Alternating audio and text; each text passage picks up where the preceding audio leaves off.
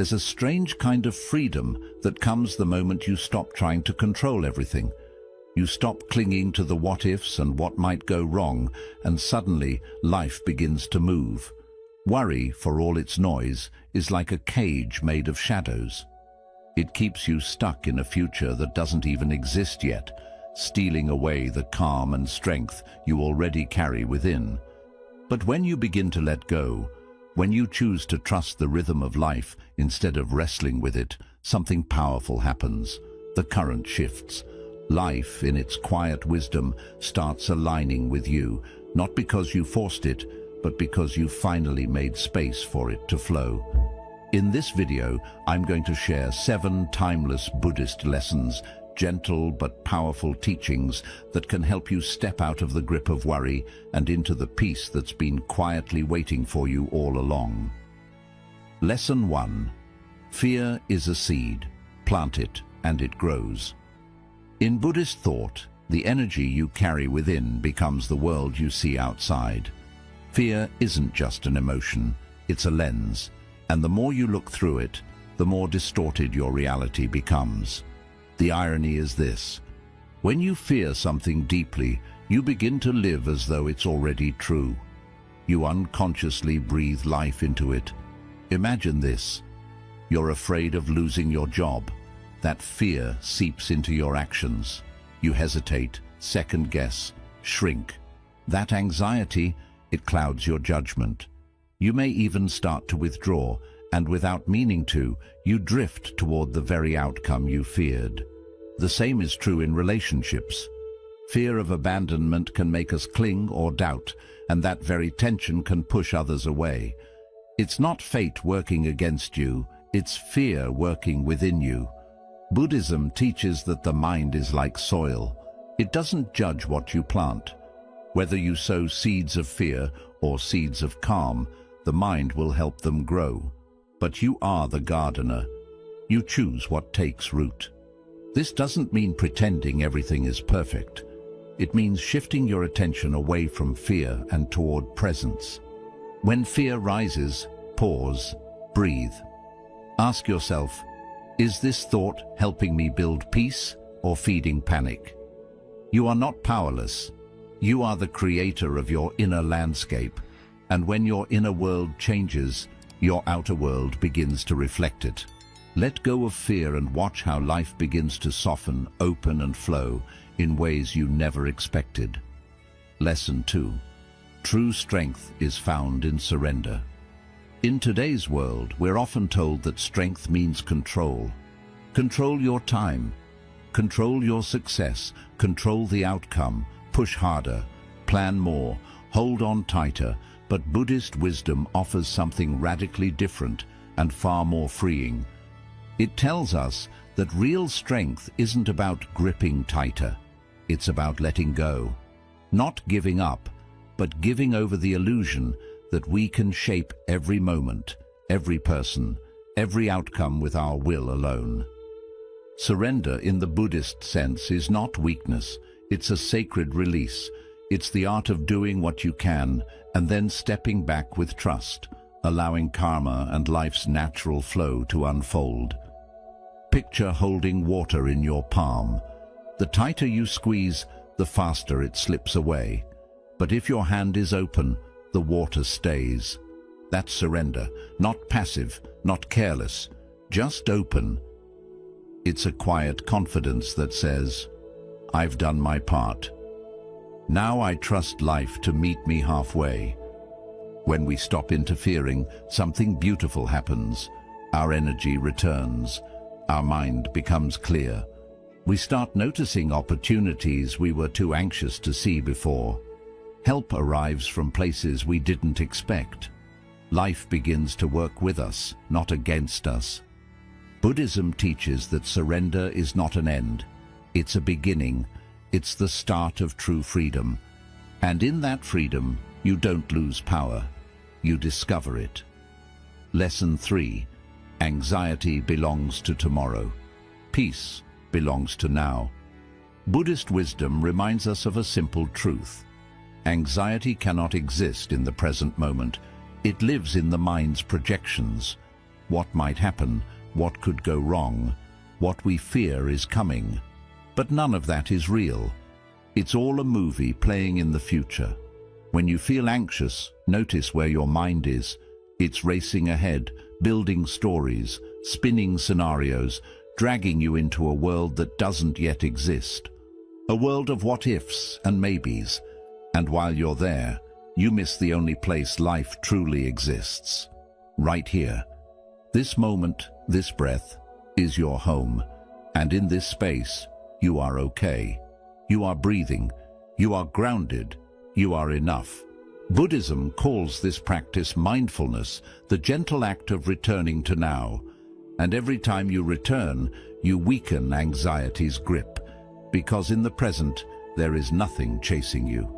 No future to fear. Only this still, quiet second where life is unfolding, one breath at a time. The mind may roar, but the present moment whispers. And the more you listen, the more you realize. Peace isn't something you find out there. It's already within you, buried beneath the noise, waiting to be remembered. Lesson 4. The burden of imagined fears. So much of what weighs on our minds never even happens. Buddhist wisdom offers a quiet, powerful reminder. Our greatest source of anxiety often isn't reality, it's imagination. We worry, stress, and lose sleep over scenarios that never unfold. We carry fears like invisible stones in our backpack, dragging them through each day, even though most of them never come to pass. Why does this happen? Because the human mind is like a novelist that never stops writing. It scripts endless what-ifs, painting vivid pictures of problems that don't exist yet and maybe never will. It warns us of disasters, heartbreaks, and failures that live only in thought, not in the present moment. Think about it. How many times have you braced for a difficult conversation that ended up being fine, or feared the worst about a situation that resolved itself peacefully? The storm rarely arrives the way we imagined it, and often it doesn't come at all. This is the trap of worry. It distorts scale. It brings distant fears so close that we start reacting to illusions as if they're truths.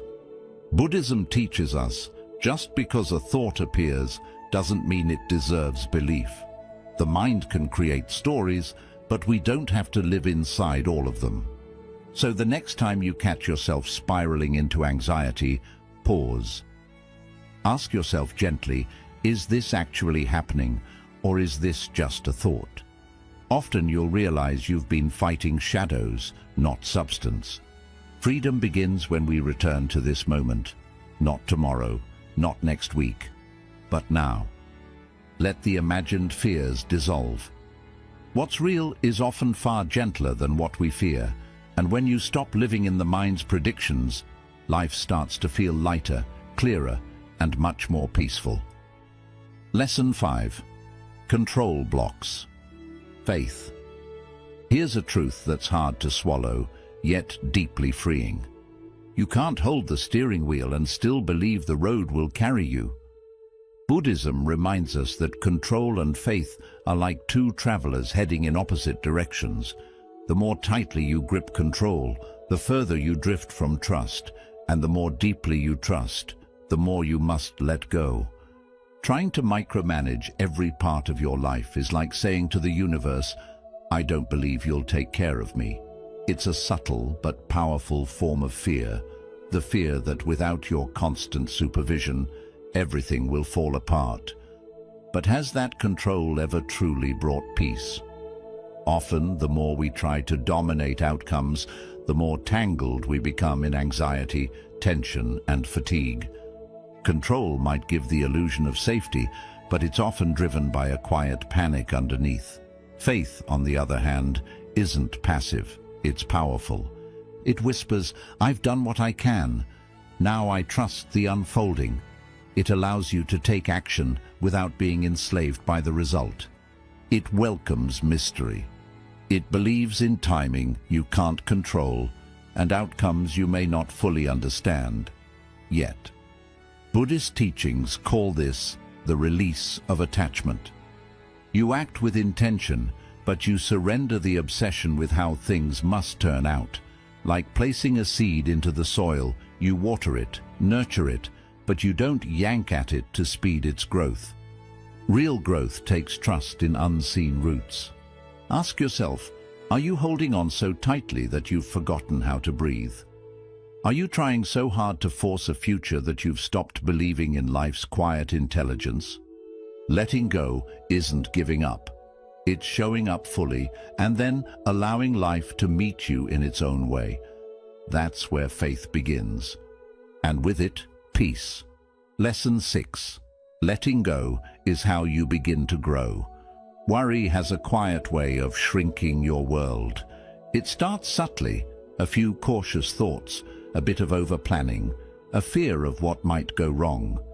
You tell yourself you're just being careful, but over time, that carefulness becomes a cage. You begin to shrink without noticing. You shrink your goals because they feel too uncertain. You shrink your voice because you fear judgment. You shrink your heart because it's safer not to risk being hurt. Worry doesn't protect, it restricts. It's like walking. You shift your focus to what's truly yours, your thoughts, your choices, your kindness, and release what was never meant to be held so tightly. Picture this. You're in a river. The more you try to cup the water in your hands, the faster it slips through your fingers. But when you relax, when you float, the river carries you. That's the essence of surrender. The more you release the grip of fear, the more room you make inside yourself, for courage, for creativity, for joy. Letting go is expansive. It's bold. It invites you back into the present, where life is actually happening. Not in the what-ifs, but in the right now. Ask yourself, how much energy do you spend each day worrying about things you can't control? And what if you poured that same energy into creating, into connecting, into trusting? When you stop trying to force life into your blueprint and begin to dance with its rhythm, something beautiful happens. You feel supported by something greater, the natural wisdom of existence itself. Letting go isn't weakness, it's bravery. It's the strength to stop shrinking and the courage to start living with an open heart. Take a breath, feel the weight lift. And remember, you don't need to hold it all. Freedom begins the moment you choose to let go. Lesson 7. Life begins to flow when you step aside. One of the most powerful, yet often overlooked truths in Buddhist teaching is this. Life functions best when we stop trying to control every inch of it. The more we meddle, the more resistance we create. The more we grip, the more chaos we invite. But when we learn to step back, not out of neglect, but from a place of trust, something extraordinary begins to happen. Life starts moving on its own, with a rhythm far wiser than our plans. Yet this idea can be deeply unsettling.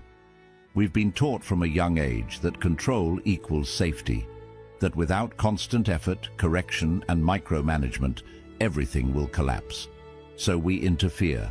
We overthink conversations, expect problems that haven't even happened, chase results that aren't ready, and involve ourselves in every detail, believing that if we don't, we'll fall behind or fail completely. But this constant interference creates more resistance than flow. It drains your energy, clouds your clarity, and leaves you exhausted from trying to control things that were never yours to control. Buddhism offers a different path, a softer way. It teaches that when you release the need to interfere, you create space for life to unfold on its own. Just like a stream naturally finds its way through the land, your life can move forward if you stop blocking it with fear and control. Think about the times you tried to force something, a relationship, a job, a decision, and saw it fall apart or go wrong. Then think about the times you let go, took a breath, and allowed things to be, and how surprisingly well they worked out. Your worry, your control, your constant overthinking, They are like stones you throw into a stream. They disturb the flow. But when you remove those stones, the water flows smoothly again. Life works the same way. Interfering doesn't make life safer, it makes it more difficult. It turns possibility into pressure. And by trying to control everything, you often block better outcomes that could have come if you had simply allowed them. So how can you apply this? Start by observing. Notice when you are holding on too tightly, when you keep checking your phone for a reply, overthinking a decision again and again, or pushing someone or something to move faster than it should. Ask yourself, what would happen if I loosened my grip? What if I did my part and let the rest go? Non-interference doesn't mean you don't care. It means understanding what is truly yours to act on and letting go of the rest. You plant the seed, you take care of it. But you don't pull on it, expecting it to grow faster. Growth, whether in nature or in your life, follows its own timing. It cannot be rushed without consequences. Imagine this. You are holding a delicate butterfly in your hands. If you close your fingers too tightly out of fear, you might crush it. But if you gently open your hand, it may stay longer or even return if it flies away. Your goals, your relationships, your peace of mind, they all need space.